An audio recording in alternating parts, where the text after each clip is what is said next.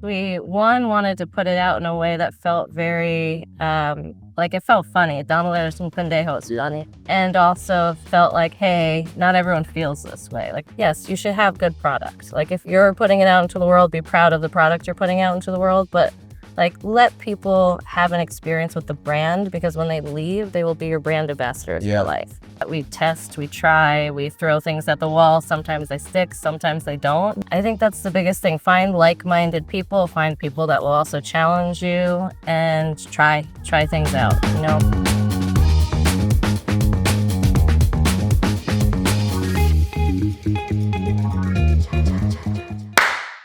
Hey everybody, this is Renato and this is Pieces Fire. I'm here with Kaylan Rexer, head of marketing for Ilegal and also co-founder of Como No. It's a really nice caffeine-infused drink. Yep. Yeah? Yeah, caffeinated sparkling water, we said. There you go. Yep. There you go. Well, we've been working together for the past 5 years or so. Man, it feels like just yesterday I started with y'all. So I would like for you to kind of like tell me a little bit about who you are and our audience, your story, where you started a little bit in general lines, and I'll just continue to ask questions. Cool.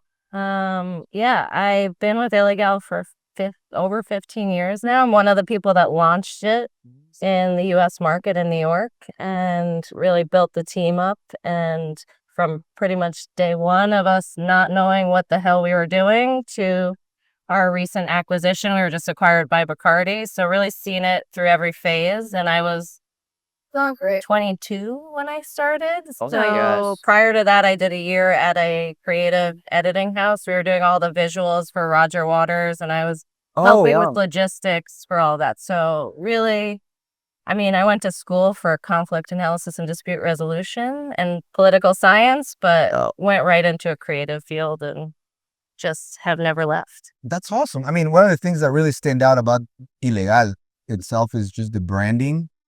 But whenever I say branding, it's like the soul of it. Yeah. Right?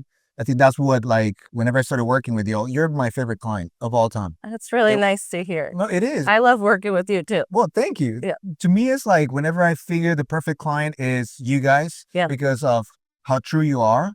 Like everything is just, it's not manufactured. Yeah. You know, I met you, I met Gilbert, and then it just, everything connects. It makes complete sense. How would you say, did you know what you were doing whenever you, or No. Donald es un pendejo? Like whenever, I remember that was the first thing that I saw of Yeah. y'all.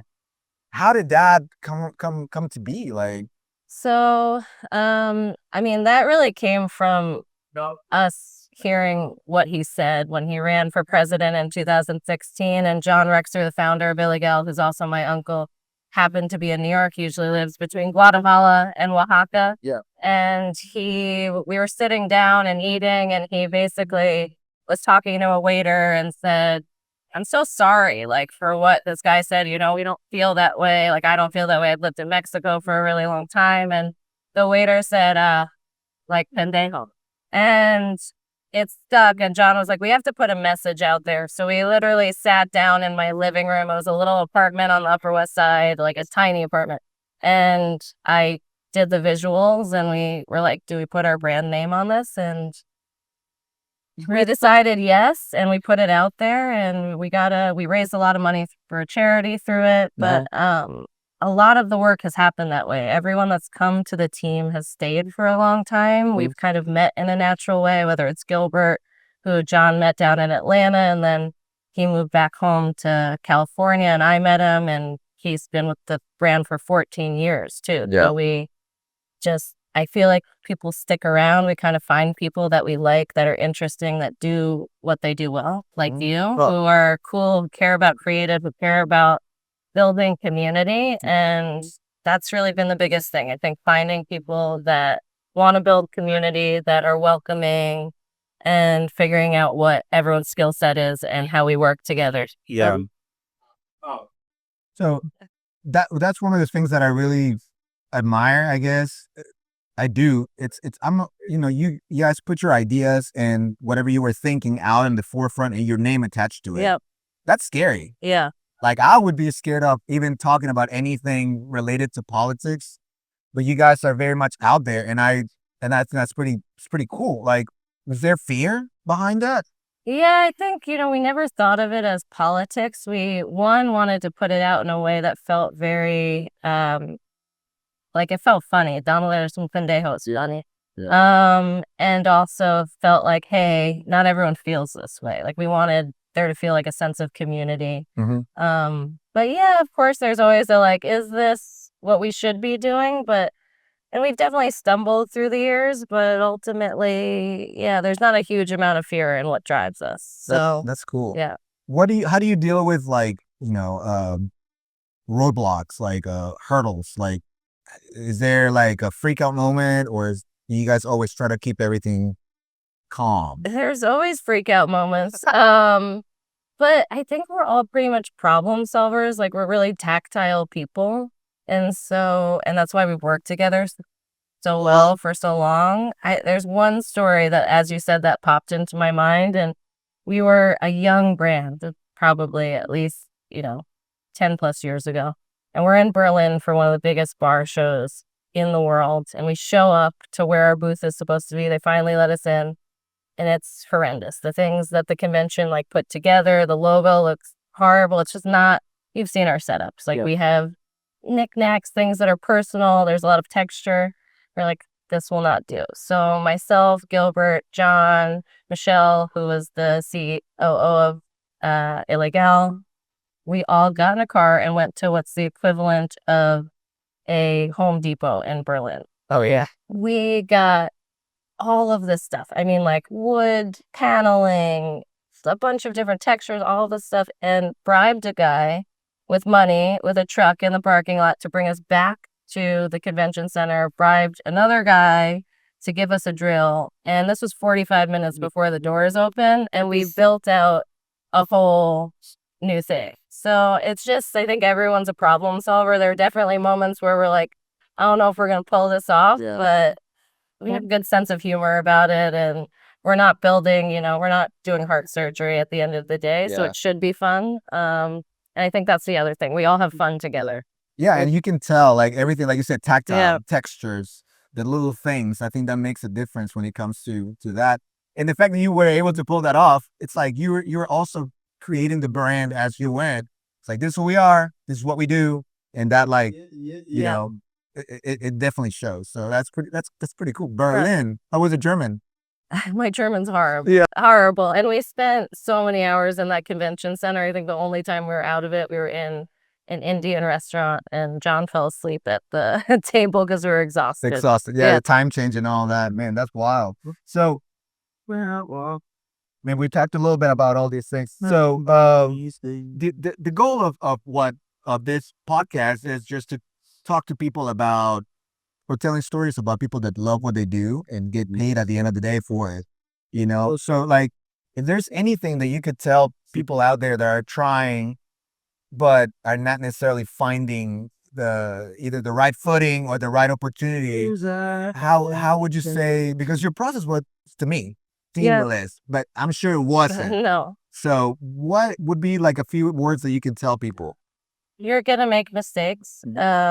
Be ready to pivot. Don't just I mean, for example, we built an e-commerce site with a company who I will not name that was fulfilling all the stuff, and it took 3 months to build with them. And at the launch, there were a lot of issues. We changed. We made the decision that this was not the right partner, and we changed quickly.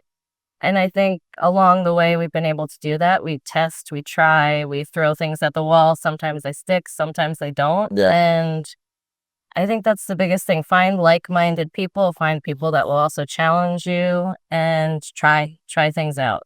Be prepared to pivot. Especially like stay small and nimble as long as you can, and try things. Not everything works. That is true. Yeah. A lot of people just want to line everything up so it's perfect at the end. Yeah, don't over conceptualize. Like eventually you'll get to a place where you know your brand. It's easy to put all the pieces together. Like where we're sitting, you can see all of our branding. That's 15 plus years in the making, so we can put it together quickly. But you got to test things out, see what works, see what people respond to, change where they don't respond to things. Do you listen to your audience, or do you guys just do? Yeah, I think there's a mixture of that. Like we listen to people and we see what people like. And this is not really a digital business. We definitely have an online presence, but this is still, especially for Ilegal, such an activation heavy in person in retail. So we can actually see what people like. We can hear them in person. That's right. So yeah, clear communication with them. which I think that's another thing I would say to all brands. Like, I think the world, you used to be able to have these direct to consumer wins really quickly. And we know the brands, we can all think of them. But people want in person experiences, whether they want to see you on a side of a truck or a wheat pasting in the street, and they want to see you activate. It's the way you build community. And I think if you create an experience that really immerses people into your brand, and they leave not just like, I hate the saying liquid to lips. It's like one of the biggest sayings in the liquor industry. Yes, you should have good products. Like if you're putting it out into the world, be proud of the product you're putting out into the world, but like let people have an experience with the brand, because when they leave, they will be your brand ambassadors for life. 100%. Yes. Yeah, that's cool. I mean, it's all the senses, right? Yeah. Is the taste, is the feel, is the actual conversation, and is the people that you guys have around too. Totally. That's awesome. So can we talk about Como No? Yeah, let's talk about it. So talking about opportunity and moving forward, tell us a little bit about how that started and what do you see it going? You know what's funny? It started at South by Southwest. It was not the last one, 2 years ago. We were coming back to High Noon for the Pace Party, and I was like, I don't want to see Topo Chico all over our photos, and everyone's drinking less, and we need something that the artists are going to want to drink. And so I was like, let's create a caffeinated sparkling water. And so I kind of threw something on a label. I found a guy that would co-pack it, and I did a really short run just so that we would have something I visually liked in photos and to see if people liked it. And everyone seemed to like it, especially the people working behind the bars and the bands that we knew that were going on tour. And I don't drink anymore too, so it was partially selfishly for me. And it just clicked. So we've kind of been building it ever since. My business partners are Gilbert, who you know, who's I've worked with for years, his wife, and then two other people that were former executives from Ilegal. So it's a lot of that core team that have come over and, wanted something that paired nicely with mezcal, but also brought us, into another space. Yeah, it's like, like you said, there's a lot of people in the industry that don't necessarily drink and want a little bit of that. Yeah. And I think it's pretty cool. I think I was here whenever you brought it. I saw it, but I never drank it. Yeah. Not the first batch, at least. All right, go ahead. Go ahead, my man. Is that good? Don't want to walk. I'll be with you. Appreciate it. I think anyone notices the camera. Yeah, I don't think everybody sees that. Or he did, and he didn't care. I should probably keep this in, but so like I wasn't part of the first.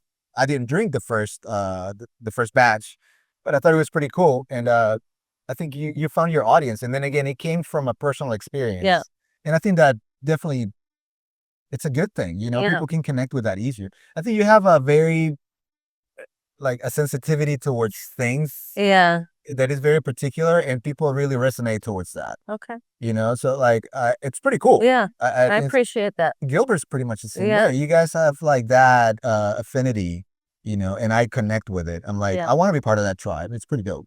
We're filming, but you can come through. No, you're good. You want to be in camera? Yeah. Hey, everybody. Yeah. You can walk through. Yeah. Go ahead. Yeah. We're almost done, anyways.